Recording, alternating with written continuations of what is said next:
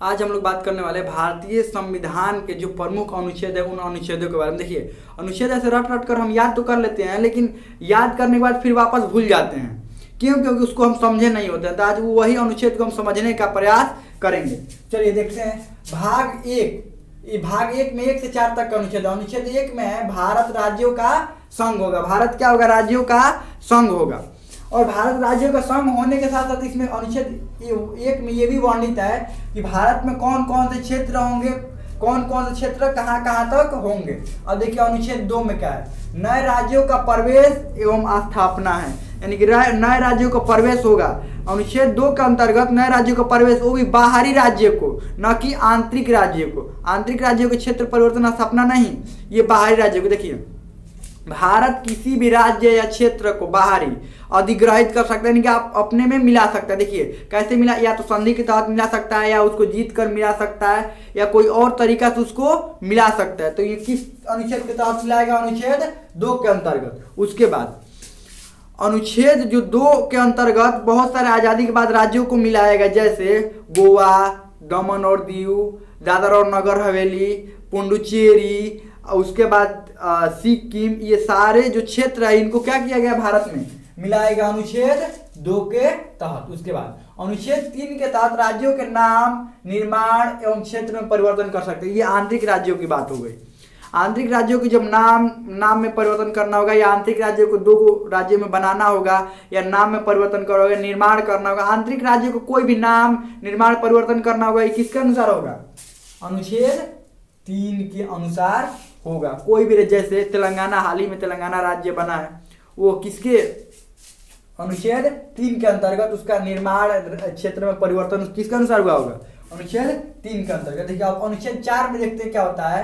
अनुच्छेद 4 में 2 और 3 का यूज लिखा रहता है, यानी कि उपयोग लिखा रहता है। तो एक बार इसको अपने भाषा में समझ लेते हैं। अनुच्छेद 1, 2, 3 और 4। पहले नंबर में सबसे पहले क्या कीजिएगा? पहले भारत राज्यों का संघ बनेगा, उसके बाद बाहर वाले राज्यों को अंदर लाना है। अनुच्छेद 2 में, अनुच्छेद में क्या करना है? अपने वाला राज्य को, जो आंतरिक राज्य है, उस राज्य को क्या करना है? नाम, क्षेत्र में परिवर्तन होगा अनुच्छेद 3 के अंतर्गत। आगे बढ़ते हैं। अनुच्छेद 4 में इन दोनों का यूज होगा। कैसे यूज करेंगे? अब ये राज्य देखिए, भारत संघ बन गया, बाहरी राज्य का प्रवेश हो गया, आंतरिक राज्यों के नाम परिवर्तन कर सकते हैं। उसके बाद भाग 2 चालू होता है 5 से 11 तक।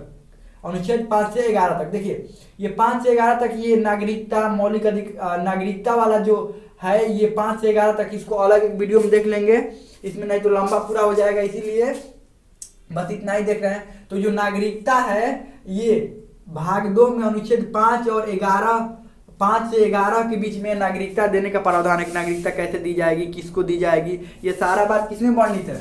अनुच्छेद 5 से 11 तक के।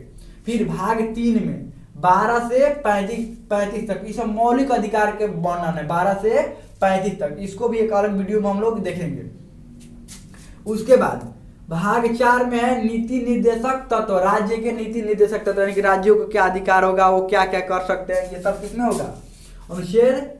अनुच्छेद 36 से 51 तक नीति निर्देशक तत्व होंगे। यानी कि पहले संघ बनाएंगे, उसके बाद बाहरी राज्यों को अंदर आएगा, उसके बाद राज्य का अपना, आंतरिक राज्यों का निर्माण, नाम परिवर्तन होगा, फिर उसका यूज 2 और 3 का यूज, नागरिकता, मौलिक अधिकार, उसके बाद नीति निर्देशक तत्व। उसके बाद भाग 4 के ए में, भाग 4 के ए के 51 कि ए में यहाँ पर मौलिक कर्तव्य के बारे में भी वर्णन है, यानी कि आपका मौलिक कर्तव्य क्या क्या होना चाहिए, भारत के नागरिक का मौलिक कर्तव्य क्या होना चाहिए। देखिए ये ए भी जो जोड़ा गया है ना, ऐसे 395 ही हैं, 395 ही है मूल रूप से भारत के संविधान में अनुच्छेद, लेकिन बढ़कर अब 400 से भी अधिक हो गए हैं। क्यों बढ़कर अधिक हो गए हैं? क्योंकि ए बी सी ऐसे जोड़ा जाने लगा। जब इसी का अनुच्छेद में ए बी सी जोड़ा जाने लगा तो ये अनुच्छेद बढ़ गए, लेकिन एक्चुअल रूप से अनुच्छेद कितने हैं? अभी 395 ही है, बस उसमें ए बी सी जोड़ा गया है तो उसका नंबर बढ़ गया है।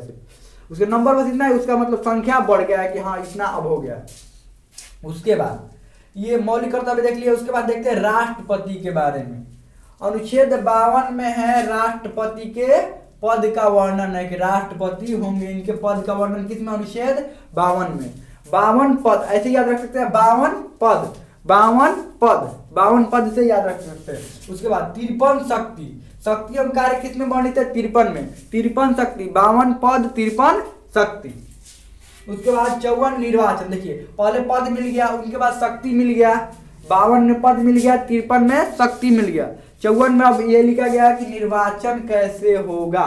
इनका निर्वाचन का वर्णन किसमें है? 54। देखिए पद दे दीजिएगा, फिर शक्ति दे दीजिएगा, तो ये भी देखना तो निर्वाचन कैसे हुआ होगा। उसके बाद अब 61 में चलते हैं। निर्वाचन हो गया, अब महाभियोग कैसे लगाया जाएगा, हटाया कैसे जाएगा।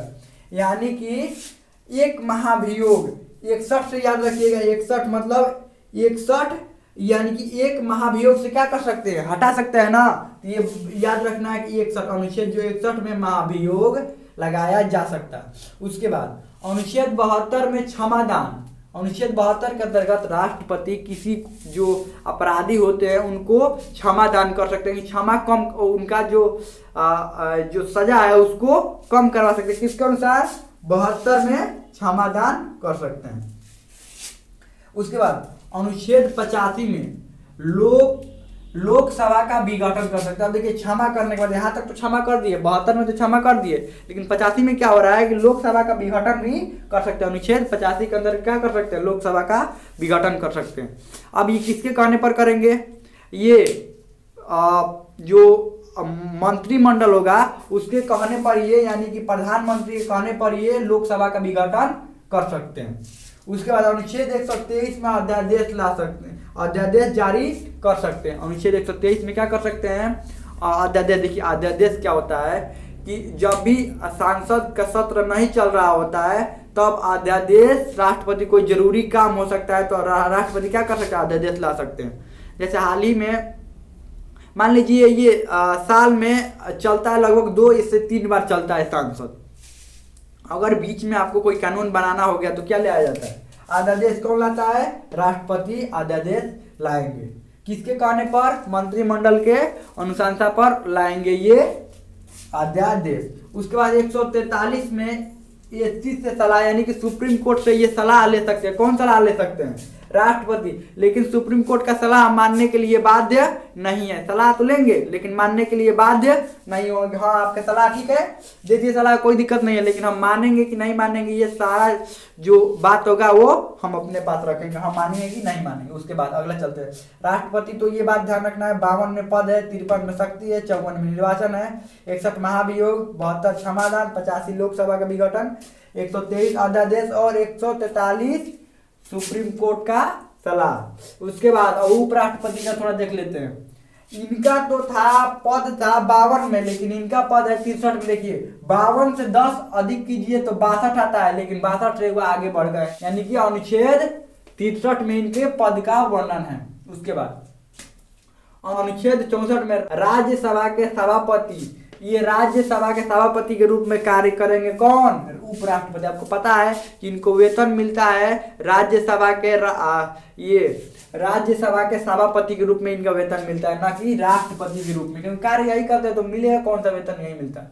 अब देखिए प्रधानमंत्री के बारे में थोड़ा देख लेते हैं। 74 में मंत्री परिषद होंगे।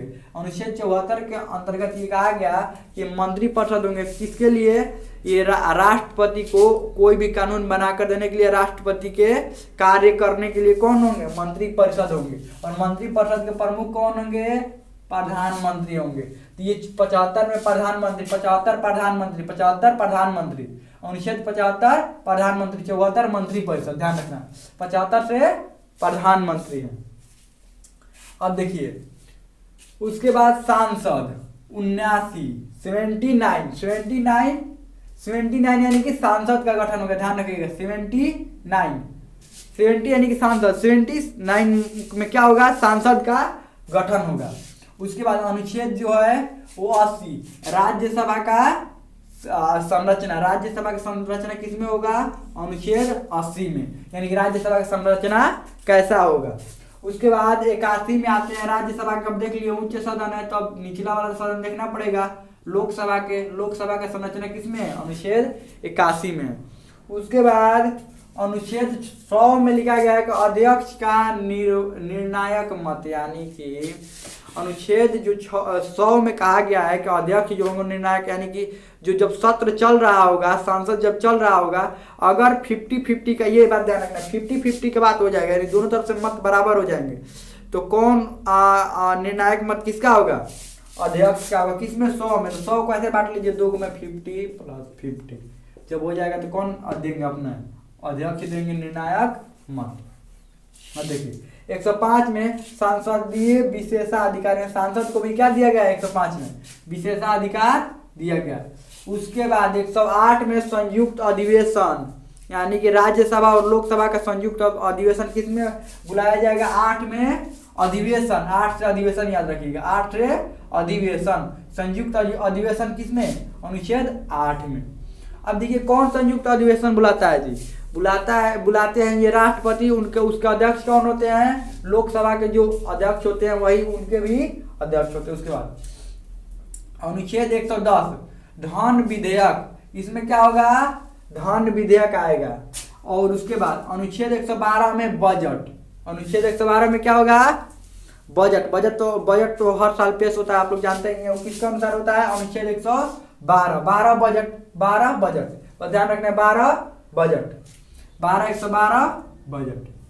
आगे बढ़ते हैं। 116 में लेखानुदान है और 117 में वित्त विधेयक है। 117 में क्या है? वित्त विधेयक। अब थोड़ा बढ़ जाते हैं आगे, चलिए सर्वोच्च न्यायालय। सबसे पहले अनुच्छेद 124 में सर्वोच्च न्यायालय की स्थापना होगी। सबसे पहले क्या होगी? स्थापना होगी। उसके बाद 125 में न्यायाधीश का वेतन, यानी कि पहले अगर स्थापना होने के बाद फिर न्यायाधीश को वेतन तो देना ही पड़ेगा, तो किसका अंतर्गत होगा? 125 के अंतर्गत। उसके बाद 131 में है मूल आरंभिक अधिकार, यानी कि उसके अधिकार क्या क्या होंगे, सुप्रीम कोर्ट को क्या क्या अधिकार होंगे। उसके बाद अनुच्छेद 137 है न्यायिक पूर्वावलोकन कर सकता है, यानी कि जो सुप्रीम कोर्ट है वो लोकसभा द्वारा बनाए गए कोई भी कानून का न्यायिक पूर्वावलोकन कर सकते हैं, कानून सही है कि नहीं। आप देखिए फिर 143 वही अनुच्छेद आ गया। इसमें जो बात किए थे हम लोग 143, जो ये राष्ट्रपति यहाँ पर इससे सलाह लेंगे, तो वही वाला बात हो गया यहाँ पर कि ये सलाह दे तो सकते हैं, ये सुप्रीम कोर्ट दे तो सकता है सलाह, लेकिन बात यह है कि सलाह मानने के लिए वो बाध्य नहीं होंगे। उसके बाद 76 में महान्यायवादी, 76 में किसका पद है? महान्यायवादी का। उसके बाद 148 में CAG, 148 में किसके पद के बारे में बोला गया? CAG यानी नियंत्रक महालेखा परिषद। इनका काम ये होता है कि भारत में जो भी रुपया पैसा का बात होता है वो सब कौन देखेंगे? वो जो नियंत्रक महालेखा परिषद, यानी कि इनका काम ये होता है कि भारत में कितना का बजट बना, क्या हुआ, कितना कहाँ पर खर्च हुआ, ये सब किसका कौन रखेंगे? लेखा जोखा नियंत्रक महालेखा परिषद रखते हैं। यही है कुछ महत्वपूर्ण जो अनुच्छेद है वो हमें जानना था।